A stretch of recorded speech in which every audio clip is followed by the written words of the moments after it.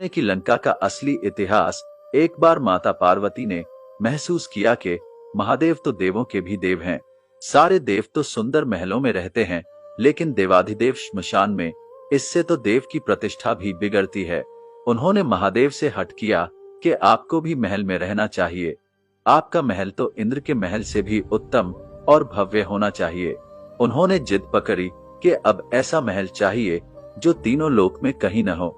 महादेव ने समझाया कि हम तो ठहरे योगी, महल में तो चैन ही नहीं पड़ेगा। महल में रहने के बड़े नियम विधान होते हैं। मस्तमौला औघड़ों के लिए महल उचित नहीं है।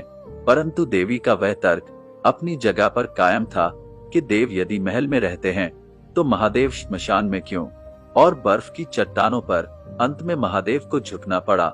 उन्होंने विश्वकर्मा जी को बुलाया, उन्हें ऐसा महल बनाने को कहा जिसकी सुंदरता की बराबरी का महल त्रिभुवन में कहीं न हो, वह न तो धरती पर हो न ही जल में।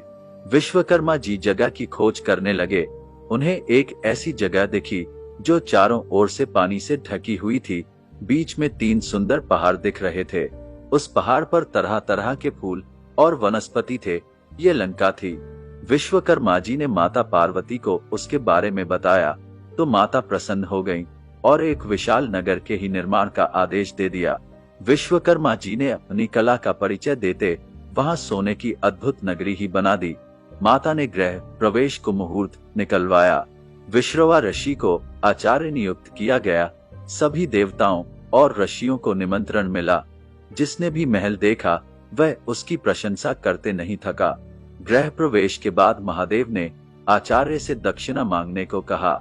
महादेव की माया से विश्रवा का मन उस नगरी पर ललचा गया था, इसलिए उन्होंने महादेव से दक्षिणा के रूप में लंका ही मांग लिया। महादेव ने विश्रवा को लंकापुरी दान कर दी। पार्वती जी को विश्रवा की इस धृष्टता पर बड़ा क्रोध आया। उन्होंने क्रोध में आकर शाप दे दिया कि तूने महादेव की सरलता का लाभ उठाकर मेरे प्रिय महल को हड़प लिया है। मेरे मन में क्रोध की अग्नि धधक रही है। महादेव का ही अंश एक दिन उस महल को जलाकर नष्ट कर देगा और उसके साथ ही तुम्हारे कुल का विनाश आरंभ हो जाएगा। कथा श्रुति के अनुसार विश्रवा से वह पुरी पुत्र कुबेर को मिली। कुबेर रावण का सौतेला भाई था। कुबेर धनपति था। कुबेर ने लंका पर राज कर उसका विस्तार किया था। रावण ने सुम्बा और बाली द्वीप को जीतकर अपने शासन का विस्तार करते हुए अंगद द्वीप, मलय द्वीप, वराह द्वीप, शंख द्वीप, कुश द्वीप, यव द्वीप और आंध्रालय पर विजय प्राप्त की थी। इसके बाद रावण ने लंका को अपना लक्ष्य बनाया। लंका पर कुबेर का राज्य था, परंतु पिता ने लंका के लिए रावण को दिलासा दी तथा कुबेर को कैलाश पर्वत के आसपास के त्रिविष्टक तिब्बत क्षेत्र में रहने के लिए कह दिया। इसी तारतम्य में रावण ने कुबेर का पुष्पक विमान भी छीन लिया। रावण की माता कैकसी सुमाली की पुत्री थी।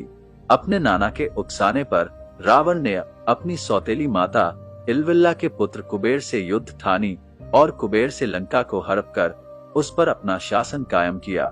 शाप के कारण शिव के अवतार हनुमान जी ने लंका जलाई और विश्रवा के पुत्र रावण, कुंभकर्ण और कुल का विनाश हुआ। श्री राम की शरण में होने से विभीषण बच गए। आज के युग के अनुसार रावण का राज्य विस्तार इंडोनेशिया, मलेशिया, बर्मा, दक्षिण भारत के कुछ राज्य और संपूर्ण श्रीलंका पर रावण का राज था। श्रीलंका की श्री रामायण रिसर्च कमेटी के अनुसार रामायण काल से जुड़ी लंका वास्तव में श्रीलंका ही है। कमेटी के अनुसार श्रीलंका में रामायण काल से जुड़ी 50 जगहों पर रिसर्च की गई है और इसकी ऐतिहासिकता सिद्ध की है।